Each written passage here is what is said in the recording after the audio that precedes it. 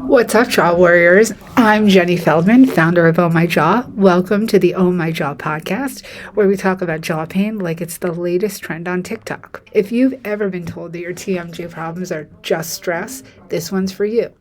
Spoiler alert, it's not just in your head. I mean, technically it's in your head, but you know what we mean. Today's episode is extra special, and not just because it's our launch.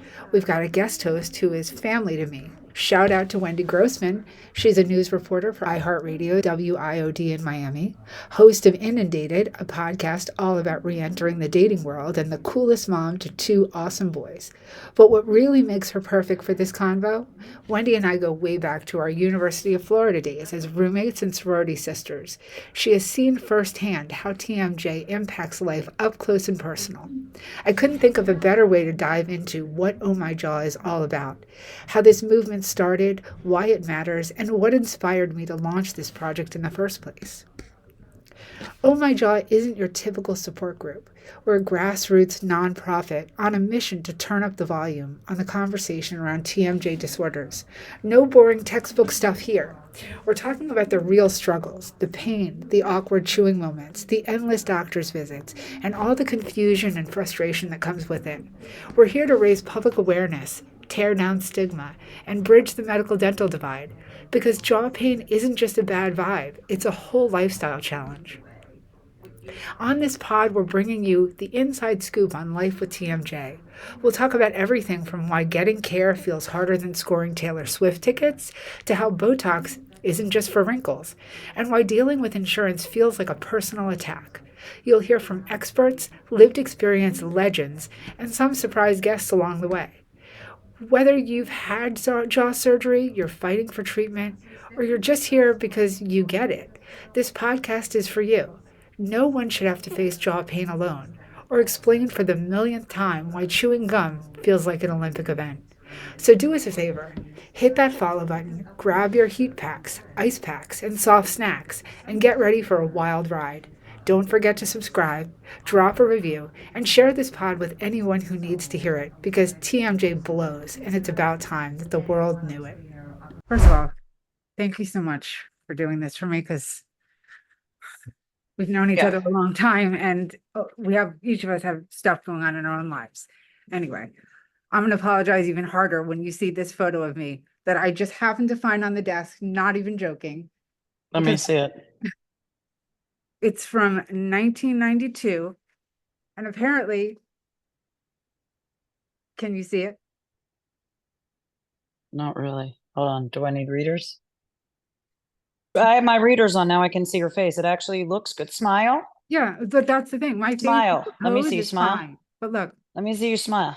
Like it looks totally like lateral. Like it looks like it better. feels asymmetrical how long I've known you, and you literally met me as this entire TMJ disaster was happening. And Right. I went to University of Florida because of this jaw thing. And I don't think you realized when you met me that you were living with like a medical mystery that would one day be the poster child for this movement. So I really was like, if anyone's going to interview me to talk about how this whole thing started, it has to be somebody who's saw it from the beginning, because it Right. started in 1990 and you met me in 1991. And it all started because you got in a car accident. That's so funny that you say that, because that's anyone who knew me when I was 16, that was the story that I was told, because nobody could figure out why I was having all these problems. And at the time, the best they could come up with was you must have had a trauma to your jaw. So they were like, rack your brains and try and find something. So my mom, Right. oh, when she was 10, she was in a fender bender and she had a whiplash, and they were like, that must have been it. And so we just went with that story. And then 30 plus years later, I've dug into the research and science behind this to realize that there is none, and to find out that it could have been an arthritis genetic bio, who knows? But I just went with that story because it shut people up and I didn't have any answers. So And so why do you think that they pushed all these surgeries on you? at the time, they called it TMJ, the initials, temporomandibular joint, stood for the money joint. and there was really nobody watching this joint because it fell through the cracks a little bit. It's the jaw joint that hinges your lower jaw to your upper skull. And because your lower jaw houses your teeth, essentially, they put it in dentistry, but they didn't really teach dentists enough about it for them to understand it. And it should have been a little bit in medicine, and it wasn't covered by dental insurance. So people were in pain and they wanted help, and they were forced to pay out of pocket because it wasn't covered by insurance.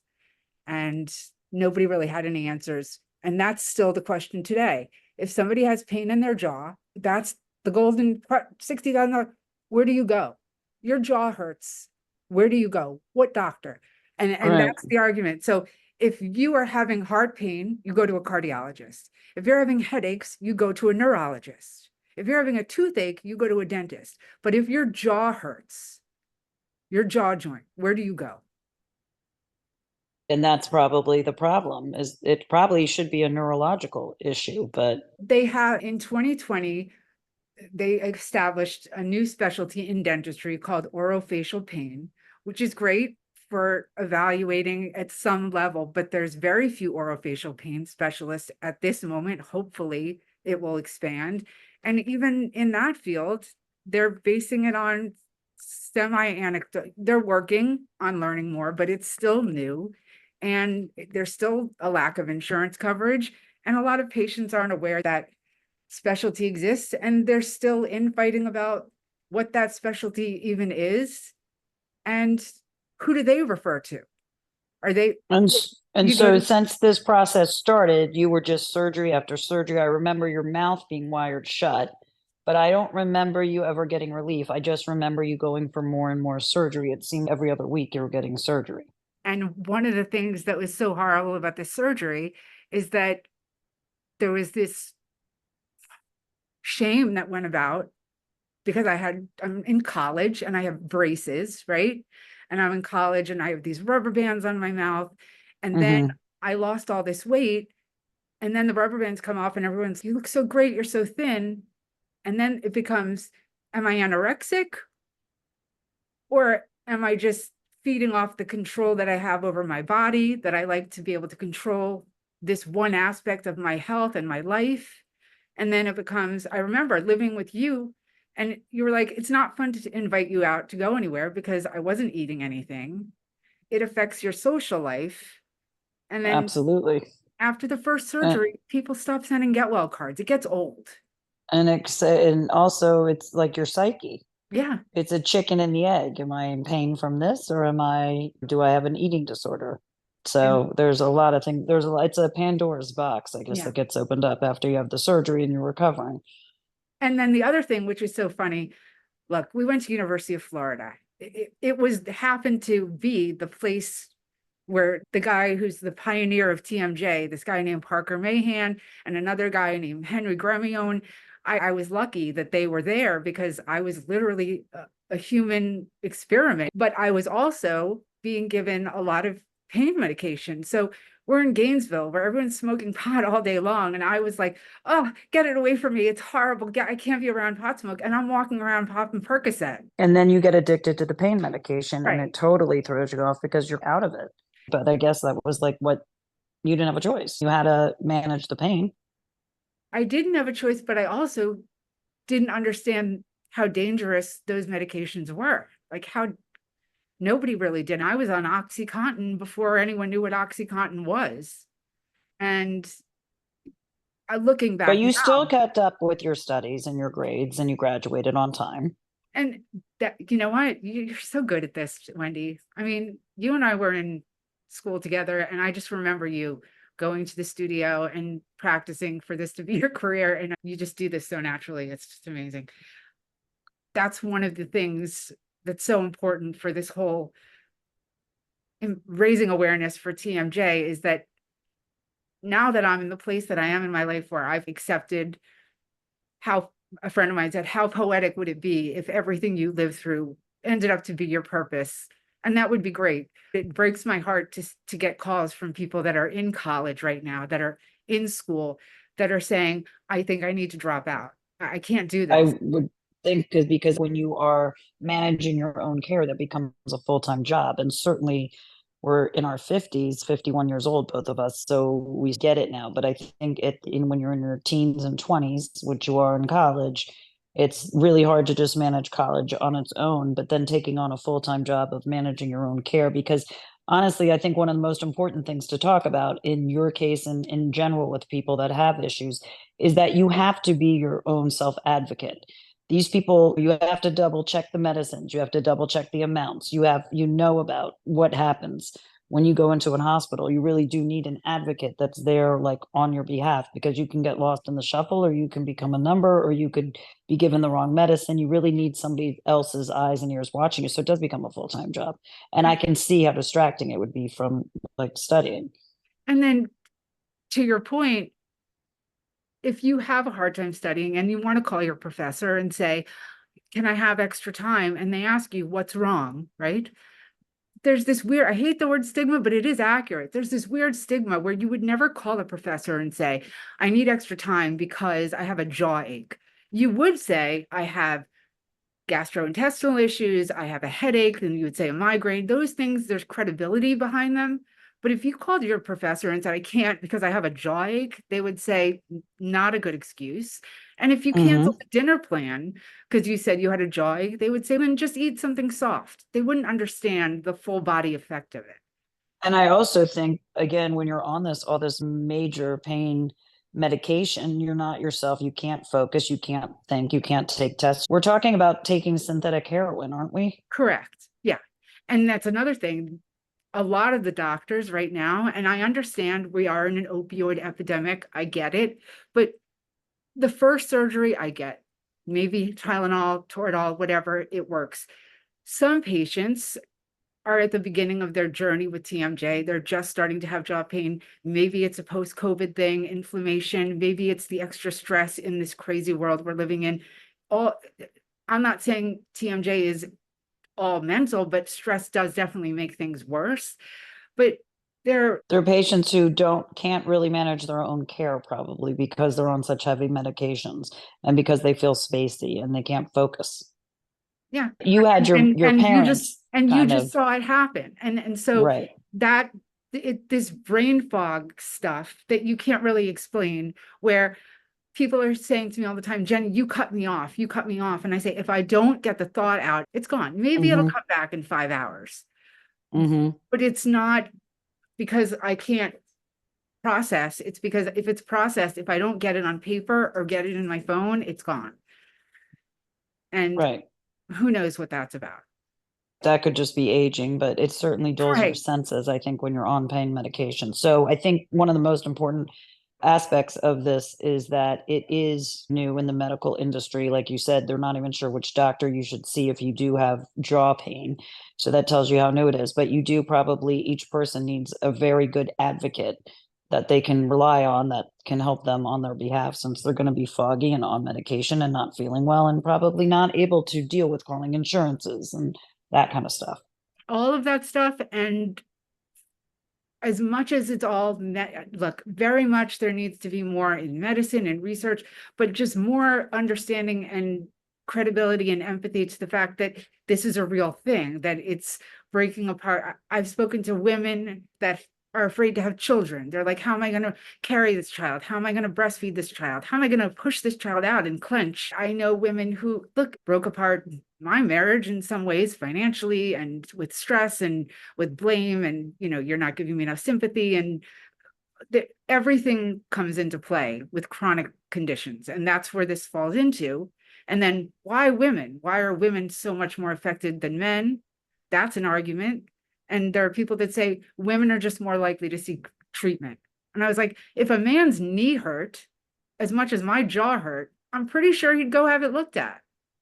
Maybe Correct. call me crazy, but when a guy gets knocked on the football field and his knee is hurting, they come and look at it. I don't ever see them take the helmet off and look at his jaw because it's protected. But even if my head was hit on the ground, it would hurt. I don't know. Uh, Yes, of course. so the whole female thing, people get up in arms with me, and I go, Men get breast cancer too, but it disproportionately affects women. So we need to put more money and awareness into that because it's not getting the attention it needs. And by helping women, you're helping men. It's no brainer. Absolutely.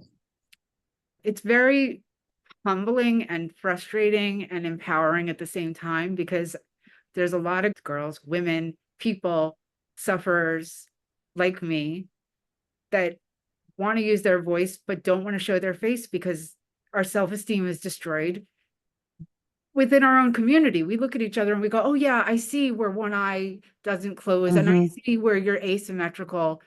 And we have doctors measuring our faces to the millimeter and telling us what's wrong with us.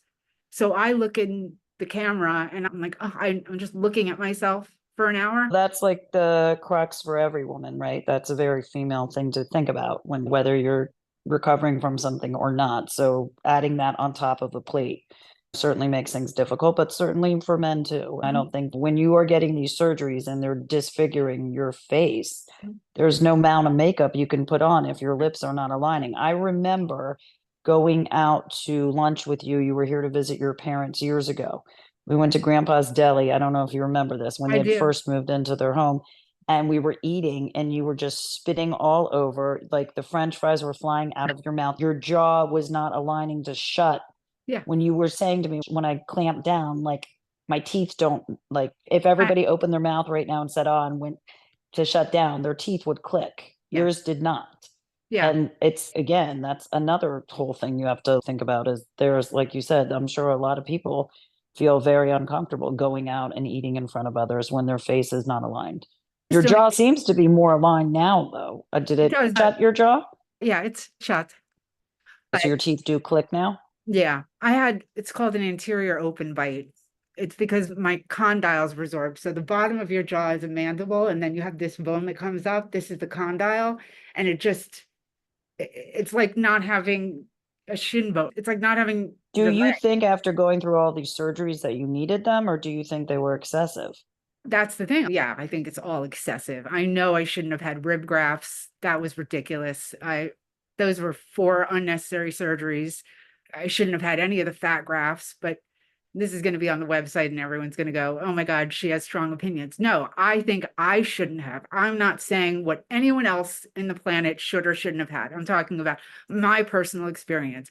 Rib grafts were not right for me. None of the fat grafts were right for me. None of the arthrocentesis were right for me. And I've had 35 surgeries. So I get to say that. It doesn't mean that they don't work for other patients, but yeah. Of the 35, what would you say was the most efficient or beneficial for your health? For me, I definitely needed the orthodontic surgery, which was the upper and lower jaw surgery. And I definitely needed the total joint replacement. But the total joint replacement that they had in 1990 would have destroyed me anyway. So that was removed from the market. That was the Vitech, personally me, because now I know my body. But the one that I have now, I think if I had had that now, yeah, that's what I would go with. But again, every patient is completely different. And there's so many factors with infections and bone growth. I have bone growth, but I'm also a very complex patient. You are, because I remember you had brain surgery, correct? Yes. And again, grateful in some weird way for the jaw surgery, but for the jaw surgery, they wouldn't have known that I had that AVM and saved my life. But crazy enough, is that when they did the brain surgery is when I realized the importance of raising awareness about how you intubate people. Because when you have surgery, a general anesthesia, they crank your mouth open to intubate you. And during COVID, I was totally freaked out that I was going to have to be intubated and they were going to crank my jaw open and I was like, then just kill me. Just kill me if that's what you're going to do, because I have to have a fiber optic nasoendotracheal intubation because they can't, my mouth only opens like 22 millimeters, which that's what that is, but it's not even 2 fingers. So brushing your teeth is painful? They don't get a great brush. I have to go every 3 months for professional cleaning. And if my dentist is And watching this, he's going to be like, yeah, sure, she does. and what about eating? Is it I, painful to eat now? eating means pushing my tongue around like a cow, like chewing cud, like just moving food around in my mouth to mash it to the roof of my mouth so I can swallow it without choking. It's a lot of soup, mashed potatoes, You yogurt. can't chew? No, because like I said, I have that total joint replacement. You can push your lower jaw forward, sideways. Mine is like one of those ventriloquists. It only goes like this. Like gators, it only goes like this. So I can't go side to side or back and forth. Just that's it. And you can't masticate food that way. Right. So So are that's you why, now yeah. graduated in the sense that you don't have any more surgeries, or what now lies ahead for you medically? So I will need another surgery because we don't know how long these implants last. We they haven't even been on the market long enough to really understand how long they last in all different kinds of patients. There's a registry that I'm actually filling out today. So we're starting to understand how patients are reacting. Hopefully, if it gets the funding, which we're hoping it does get, I have I'm grateful that this implant that I have now is holding, but I would say a couple more years for me. And that's just because of function, because I have bone growth and I'm losing opening. So once I get to where I can't get a toothbrush in or a spoon in, that's when they have to go and clean it out. But other patients are doing really well. So it looks like if you're a young, healthy person who catches it early, and you've tried conservative treatment, you've tried heat and ice and all these other things, and tried a soft diet, and then find out, look, this is what I need to do, and you do it before you try all these other invasive things, that it's working and it's holding. That's what I'm seeing at least. So that's good news. Yeah, So they yeah. are making some type of progress. And this story is it made national news. What was it, last month? Yeah, I was so Yeah. happy because of everything that was going on during COVID. I thought, I can't just stop now. I made it this far. It looks like we're going to make it through this COVID thing. And I started a master's of public health and health communication for social change because I was like, something, it all has to come together. And I was really involved with the TMJ Association and trying to help them. And I thought this is to be something different, but to run parallel, to help raise awareness for the need for science, but in a different way about how it affects your everyday life. While I was in that program, it really helped me understand what I needed to do to launch this whole project. And I don't even remember the question, Wendy. You lost me again. So it's almost like long COVID. Like they're saying the Oh, yeah. symptoms of long COVID is the brain. It's Yeah. almost similar to that. Yeah. Yeah. So the people And, that are studying that should actually look and into people are that. like, how come you can't take the bar exam? I'm like, it's great because by the time I get to the end of the question, I'm like, wait, what was the question again? And you want me to write an Mhm. essay about that? Okay. That leads us to the next point, which is a good point, which is that you have not been able to work because of the surgery. Yeah. And people talk about like how it affects their career because how do you even explain your ergonomic need that, yeah, I can work an 8-hour day. I just might need, instead of taking a 1 hour lunch, to take a bunch of 20-minute naps because, Right. That's what I'm saying. So yeah, it's something that you are always going to have to struggle with, and it's definitely hurt your career and your ability to work and your yes. ability to perform at like your highest level. No, it's not that I not get out of the hospital in a day. It's that my jaw is literally going to be wired shut. They're going to put screws through my upper and lower jaw and then take wire like in a horror film and wire my jaw shut like something out of Saw. And you Hmm. want me to come and answer your phone like that and take meetings? And so then how can you work if you look exactly right? And now everything's online and everything is, Yeah. on Zoom and things like that. And then if you do apply for disability, TMJ isn't even a diagnosis. It's the name of the joint. And What would you say that you have? What is your condition? You don't have that TMJ. What is it? I've been diagnosed with everything. There's something called idiopathic condylar resorption, which means we don't know why, but your condyle keeps resorbing. Condylar hyperplasia, your condyles grown too much. You have ankylosing condyle, so you're growing stuff around your condyle. Everything heterotopic ossification. There's calcifying cartilage and crap growing where it's not. Who knows? Anterior open bites and all of it means nothing because it doesn't correlate to anything. It's a symptom of something bigger. And that's what the whole idea of this awareness campaign is. Finally, when I was like, okay, this is being caused by something else going on in my body. And I went to a rheumatologist who said, you have psoriatic arthritis. Okay, so now the question is, did the jaw cause the psoriatic arthritis? Or am I having a psoriatic arthritis flare? Which, the chicken or the egg again? And then I had all these skin outbreaks, which I didn't know whether they were related. And Right. then I got C. diff, which was an antibiotic resistant for recurrent C. diff, because every time I went to the dentist, they were giving me antibiotics because I had this implant and they threw off my gut microbiome. Then I had gastro problems and I was like, did I have the gastro before that? It's a mess. And the question is, should we be treating it from the medical perspective or the dental? And my answer personally is there should be a bridge and everyone should start talking to each other, because these silos that everyone's living in, and it's a financial thing, in my opinion. Like, they don't want to give up that piece of the pie. Why would they? Of course not. So patients have hypermobility issues, so they have Ehlers-Danlos. Then you have patients that say they have cardiac issues, patients with endometriosis, patients that have Lyme disease that are saying they're having jaw issues. And to your point, all of the long COVID people and all of the mental health issues. People are being told that you're crazy. And then they're like, now my jaw hurts. Are they clenching because they're being told they're crazy? Are they crazy because they're clenching? It's chicken and egg. There's a lot of chicken and eggs. There's a lot of questions you're not going to have answers to for a very long time. And they need awareness so people can put the money towards studying it. Right.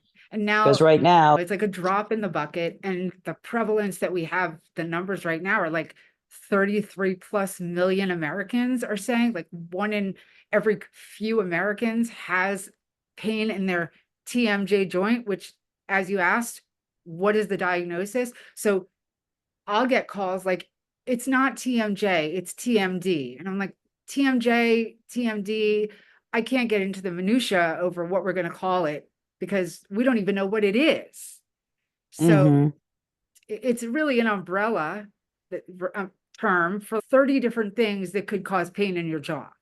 So that's why I named this thing Oh My Jaw instead of TMJ something, because it's, look, if your jaw hurts, it might be related to that joint, whether it's trigeminal neuralgia, whether it's your migraine, whether your neck or back hurts, it could all be coming from your jaw joint. And that's the problem. No one's connecting the dots. And so in order to make that happen, what do you think would be the steps besides having more research done and pouring more money into it? I think a coalition of all of these different organizations we're all kind of tunnel vision. So there is associations that focus on trigeminal neuralgia, and there are associations that focus on psoriatic arthritis and headache. And if we could all come up to the table together, or not even the associations, but all the patients that share one thing in common, which is, yes, I have trigeminal neuralgia and my jaw hurts. Yes, I have migraines and my jaw hurts. Like, pay attention to both things, and then have a central hub where patients can say, I identify with that lifestyle problem. How did you handle it? Like, when you said, when I go to a restaurant, what do I eat? I have certain go-tos. If I go to a deli, I'm always getting matzo ball soup. If I go to a Chinese restaurant, I'm always getting egg drop soup and fried rice. There are certain things that make it so you don't have to call attention to yourself because of your jaw. I go to events all the time. There's a gluten-free option. There's a dairy-free option. There's never a what if you can't chew option. Doesn't exist. Correct. Because why would it on a menu? Yeah. So it's got to be awareness, and you're getting the word out. That's really it's what it is going to boil down to. Exactly. When I go to the hair salon, telling them I need cotton in my ears, I need you to not scrub so hard, like, fearful that they're going to, like, all of a sudden press really hard right over my joints to get some sort of dye out. and that would be it. I signed up for this master. It came back to me. Maybe this wasn't the point, but I signed up for the master's, and Mm-hmm. none of my professors even knew what TMJ was. And I signed Mm-hmm. up at this specific school because they said they had scholarships for anyone who wanted to raise awareness about public health in the dental world. And I was like, that's me. I had all of these important people in dentistry writing letters on my behalf. And they were like, oh, no, you're not a dentist. You don't qualify, after I accepted. And I was really upset because I was the one, and now, yes, this came back. I was the one, because of that program, that wrote the letter to CBS and KFF Health News to get that coverage, that national news coverage. That's what that's Okay. the question. You asked me about the national news coverage. I knew it would come back. Thank you. I wrote to them and I said, this isn't about me. I don't need you to cover me, but I need you to shed some light on what's going on, and the fact that my phone rings every day with people who have the same story as me. And I thought I was like this outlier. And maybe I am in the world, but not in this TMJ community. And the TMJ community I thought was a lot smaller than it was. But I talked to 10 people, those people talked to 10 people, those people talked to 10 people. And I was like, why aren't we all together? Because there's such power in numbers. And what needed to happen was a national news story. So people were like, oh, we know what this is. Because it shouldn't just be people who have it. If I called the office and said I had a migraine, no one would go, what's a migraine? Said I have idiopathic condylar resorption, no one would know what that was. Correct. Right. Yep. Yep. I agree with that. 100%. I really only know about this because of you. If I didn't know you, I would have no idea or any awareness about this issue at all. And it's so funny you say that, because I was like, you have two boys. And I talked to Dina from UF, and she has three girls. When we were in high school, she also had joint surgery. And I asked her if her girls had it, and she said, yeah, all three of them have problems with their jaw.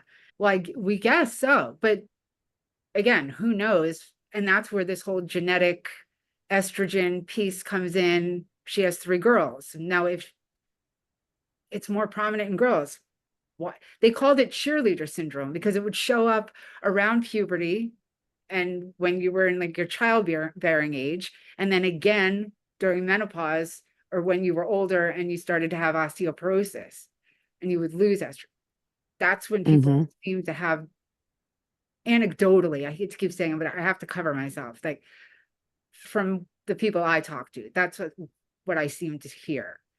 And she said, I would never let them operate on my kids. And that's a lived experience moment where once you've had surgery, you're much more hesitant to recommend surgery. Like Hope, she has jaw pain. And I was like, stop chewing gum.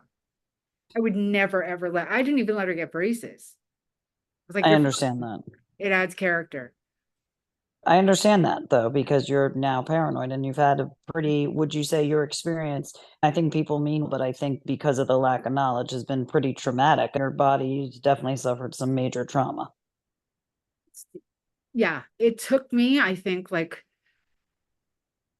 45 years to even recognize that I was holding trauma, because I was like, no, I'm fine. What are you talking about? Look at me, I'm a survivor. I'm like, no, I'm a walking pile of stress. Until I realized that I could use this in a more positive way. Instead of playing the victim, when people would say you were a victim, and I didn't mean to turn it into an empowerment thing. It's not an empowerment thing, but I was like, why am I letting myself be a victim of something I had no control? When I was a kid, I was a victim. I had no control. I'm a grown up now. It's up to Mm-hmm. me what happens next. I don't need to be a victim to anything anymore. These are now my choices. So why don't we do some good with it and get Right. the word out? And so when people come to this website, Oh My Jaw, what are they doing? Are they telling you their stories? What is the purpose and goal of the website? So hopefully they will share, subscribe, share their knowledge through video testimonials, share their photos, show that you can look like you're living a completely normal life. And yet 2 days later, you could have been in the fetal position in bed with a kid crying on the floor, Mom, I'm hungry. And just because someone's posting on social media that they're doing great, or they show up to work one day dressed up, doesn't mean that 3 days earlier they were thinking about taking their own life. it's that intense. The pain is that serious. And then there are other patients that have no pain, but like me, it's devastating emotionally because they can't socialize. It affects your ability to be intimate and dating and things like that. So to really just stop being ashamed of talking about the fact that you have whatever you want to call it, TMJ, TMD, jaw pain, because for whatever reason, when people say TMJ, eyes roll like they used to with fibromyalgia. It's, oh, I have Mm-hmm. TMJ too. That's what has to go away, is the shame. And you talked about dating and that you're divorced, you're dating. It does obviously affect your self-esteem, but physically, can you even kiss somebody or not really? And it's one of the things, like, I talk about it all the time and people get so turned off by it. And I was like, why? It's just part of life. It's not even, it doesn't even have to be a romantic thing, but even embracing somebody and worrying that you're going to get whacked on the side of the head, whether Mm-hmm. it's my daughter or somebody uh, that I'm romantic with, it's a subconscious thing. And Yeah. so I bring it up immediately. Look, I have this jaw thing. I don't want you, I'm not trying to freak you out, but this is what's going on.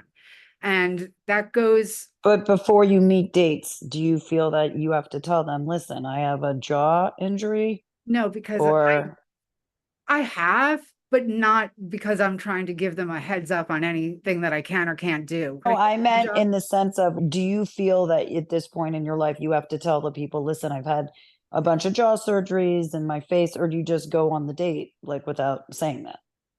I've had, like with Ross, I didn't tell him. He showed up to the door and I was like, he's my friend from college, whatever. And he opens the door, I had a mouthful of braces. And I was like, at that point, I was like, I don't care, Mhm. whatever happens. And Ross stuck by me through a lot of surgery. He was a trooper, and that was not fun. But now I think I share it because instead of it being like, take it or leave it, I'm a sick person and like a crazy, what was it, Sex, Love, and Drugs, that movie with Anne Mhm. Hathaway. I think I say it as, this is who I am, this is what I'm about. I'm sharing Right. it as a part of, this is my purpose instead of, this is my damage. Which is a good way to make Yeah. lemonade out of lemons. Although You still really don't have a do, choice. You can sit here and get into the quicksand and go under, or you can turn it into something positive. You have a I lot of think, anger. I'm sure you do, and resentment huge resentment, huge. I watched that Dr. Death series and I'm like, I have a few doctors that should be on that list. because Some they Dexters. wanted the research probably. No, they wanted the publicity. I think, again, Hmm. it's all on me. I have some strong feelings, but there are some, look, the surgeons that have been good to me, I think I would bow at their feet. They're amazing. They're angels to me. But then there are some that were not so good. Right. Yeah. As And with everything in that's life. a, and that, to answer the other question, is that's what the website's about. I'm not giving advice. The website's not giving advice, but patients can share their experience, not This necessarily. is a community, Yeah. basically, is what it is. And they say that places in the world that have the happiest residents all have a large, huge sense of community. Yeah. I think like the Dutch or whatever, they have a community where people can go out for dinner and leave their baby strollers outside and not worry that anyone's going to take the kids. So I think that if you can create a jaw pain community, it would be helpful for the people that are in it. It's like when you have a baby and you make mommy friends that you can call and say, she's not eating, she's not burping, she's not this, she's not that. It just gives you a sense that you're not alone and your struggles heard. And you can go to some people and ask them, what did you do when you were at this point? What should I do at this point? Yes. It's always a good thing to have people that are going through something similar to what you're going through, because until you really are walking in your shoes, you don't get it. You took the words right out of my mouth and made me think of another community example, which is a sorority, which is what you are to me, like your sister, right? Mm-hmm. And there's just a bond that we have, which is cringe, but awesome. We joke about it in like a weird way, but it is there. And it's because Absolutely. we shared something that nobody else will really ever understand. Mm-hmm. And I think that's really what I hope this kind of brings about, which is doing things together that we used to do, which is getting people to hopefully put on some makeup, because we all feel better when we put on some makeup, getting out of your pajamas, elevating your pajamas, buying nicer pajamas, getting yourself a new heating pad. Yeah, some people just need to push sometimes. Yeah. And it's easy to get down in the dumps about your situation, no matter what it is. And And it's always good to have people to bounce things off of. you sent me a great meme the other day, and I so appreciated it. And it was, the people that care about you are the ones that reach out to you when you're quiet. And I think, Yeah, when you go quiet and you're withdrawn.